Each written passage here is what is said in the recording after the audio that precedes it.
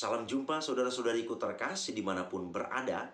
Semoga kita semua dalam keadaan baik dan sehat. Dan semoga Tuhan yang Maha Baik selalu dan senantiasa menyertai kita. Saudara-saudariku terkasih, pada sesi ini saya mengajak kita untuk melihat para pemimpin dalam gereja Katolik. Saudara-saudari, di judul awal di luar atau di layar utama kita, saya buat di sana itu para pemimpin dalam gereja Katolik itu hebat-hebat. Kenapa dikatakan hebat-hebat? Nanti kita akan lihat dalam proses seseorang menjadi pemimpin dalam gereja Katolik. Nah, saudara-saudari, karena hebat-hebatnya para pemimpin dalam gereja Katolik, maka dapat kita lihat bagaimana wajah gereja Katolik di tengah-tengah dunia. Saudara dan saudariku terkasih, mari kita lihat yang pertama, bagaimana seseorang menjadi imam dalam gereja Katolik. Imam itu pemimpin gereja, saudara-saudari. Maka kita lihat pertama, bagaimana seseorang bisa menjadi imam dalam gereja Katolik. Saudara dan saudariku terkasih, dalam konten sebelumnya sempat saya singgung bahwa seseorang jika menjadi imam atau pastor atau sebutan lainnya romo dalam gereja Katolik, pendidikannya bukan main-main. Pendidikannya itu sampai mencapai belasan tahun. Baru seseorang boleh ditahbiskan untuk menjadi pastor atau romo dalam gereja Katolik. Ada umat juga pernah bertanya, kenapa begitu lama pendidikan para calon imam itu? Nah, jawabannya adalah di sana para calon imam itu ditempa sedemikian rupa dengan berbagai disiplin ilmu dan juga pembentukan mental, karakter, dan lain sebagainya. Dalam hal ini semua unsur pendukung untuk menjadi seorang imam, maka di sana pendidikan itu bisa menempuh atau mencapai waktu sampai belasan tahun. Nah, tujuannya apa saudara-saudariku terkasih?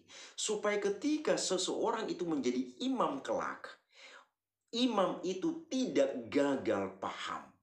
Artinya apa? Dia betul-betul hadir menjadi seorang pemimpin yang benar dalam gereja Katolik. Dan tidak mengajarkan umat beriman Katolik untuk melakukan hal yang tidak sesuai dengan ajaran Yesus Kristus. Maka kita dapat melihat saudara-saudariku terkasih, ketika seseorang setelah menjadi imam dalam gereja Katolik, kita bisa melihat tutur kata, sikap, perilaku mereka itu sungguh sangat menyejukkan hati. Ya, barangkali ada satu dua imam yang cara bicaranya ketus-ketus. Dan ada umat yang gampang tersinggung karena ada satu dua imam atau satu dua pastor yang kadang berbicara ketus-ketus. Tapi itu pribadi bersangkutan. Nah, di sini saya mengajak kita untuk melihat secara keseluruhan bagaimana pemimpin atau dalam hal ini seseorang menjadi imam dalam gereja Katolik. Nah, proses yang panjang ini saudara-saudari, ilmu-ilmu yang dipelajari di sana begitu banyak. Antara lain filsafat, teologi, disiplin ilmu yang lain, dan juga sampai mempelajari agama-agama yang lain. Maka para pastor dalam gereja Katolik itu begitu kaya akan ilmu pengetahuan. Jadi para pastor kita itu tidak miskin ilmu, saudara-saudari. Semua ilmu begitu banyak mereka miliki di dalam diri mereka. Karena apa? Proses pendidikannya tadi itu sampai belasan tahun. Nah, di dalam belasan tahun inilah berbagai macam pengetahuan ini dipelajari. Tujuannya jelas, supaya ketika menjadi pemimpin dalam gereja Katolik tidak gagal paham. Tidak mengajarkan umat Katolik untuk melakukan hal yang tidak sesuai dengan ajaran iman gereja Katolik itu sendiri. Nah, ini kira-kira ketika seseorang menjadi imam atau menjadi pastor dalam gereja Katolik. Jadi saya hanya menceritakan secara umum saja, saudara dan saudariku terkasih. Baik, kemudian kita lihat yang berikut, pemimpin yang berikut misalnya menjadi seorang uskup.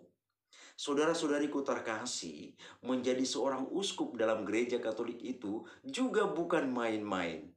Menjadi uskup bukan sebuah ambisi, bukan sebuah cita-cita. Tetapi menjadi uskup itu adalah sebuah panggilan dan pelayanan. Nah, seorang imam tidak bisa berambisi untuk menjadi uskup.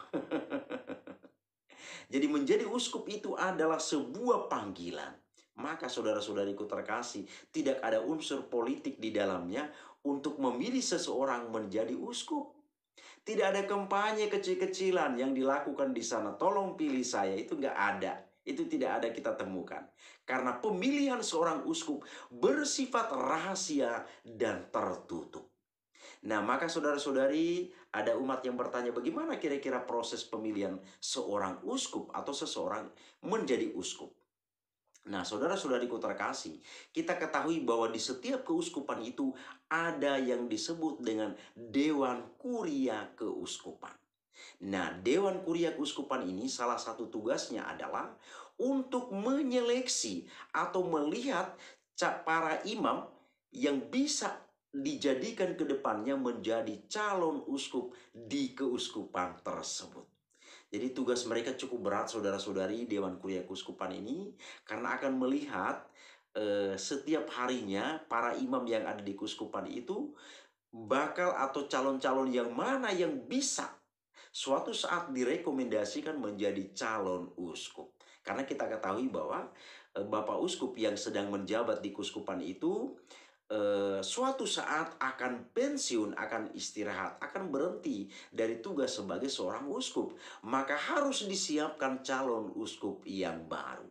Saudara-saudariku terkasih, misalnya di keuskupan itu Bapak Uskup itu hampir pensiun, maka nama-nama yang sudah dipersiapkan oleh Dewan Kuria Keuskupan itu, nama-nama itu akan dilengkapi dengan testimoni lalu diserahkan kepada nunsius atau duta besar Vatikan untuk negara tersebut. Dan setelah menerima nama-nama calon uskup yang baru ini, nunsius atau duta besar Vatikan kemudian berangkat ke Vatikan untuk bertemu dengan Bapak Suci dan Dewan Kepausan. Di sana akan dilaksanakan rapat secara tertutup untuk melihat dari sekian calon yang diusulkan itu, mana calon yang pas atau cocok sesuai dengan harapan gereja. Kemudian saudara-saudari, setelah nama itu dipilih, ditetapkan, kemudian calon uskup tersebut akan dihubungi, diberitahu secara pribadi bahwa namanya sendiri telah dihunjuk oleh Bapak Suci untuk menjadi calon uskup di keuskupan tersebut. Dan saudara-saudari, penghunjukan ini tetap bersifat rahasia. Imam tersebut juga tidak akan menceritakan kemanapun bahwa dirinya sudah dihunjuk oleh Vatikan untuk menjadi uskup nantinya. Inilah rahasia yang luar biasa saudara-saudari yang ada di dalam gereja Katolik. Jadi semua berjalan dalam situasi yang sangat rahasia. Hingga waktunya nanti calon uskup tersebut akan diumumkan secara umum di keuskupan tersebut. Lalu dipersiapkan atau calon uskup tersebut dipersiapkan atau mempersiapkan diri untuk saat tabisannya nanti. Dan saudara-saudari yang terkasih, kita ketahui bahwa seorang calon uskup ini bukan orang yang tidak punya modal atau tidak punya pengetahuan yang memadai, tetapi harus memiliki pengetahuan yang cukup, mempunyai kemampuan yang cukup, dan juga punya hal-hal yang dibutuhkan untuk menjadi seorang uskup tersebut. Dan inilah saudara-saudari, makanya tadi dilakukan seleksi secara diam-diam. Inilah kira-kira proses seseorang menjadi seorang uskup di sebuah keuskupan. Jadi prosesnya itu panjang dan bersifat rahasia.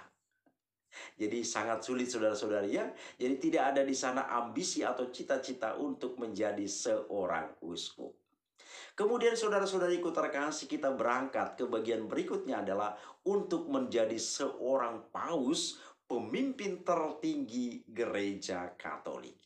Kita ketahui bahwa paus itu jabatannya seumur hidup. sampai paus tersebut menghembuskan nafas terakhir atau meninggal dunia, baru dipilih paus yang baru.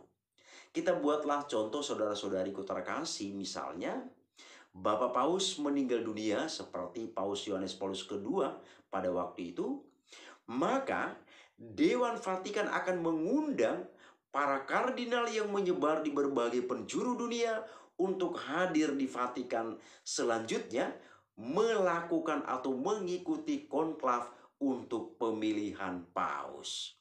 Dan saudara-saudariku terkasih, pemilihan paus ini juga bersifat sangat rahasia dan tertutup.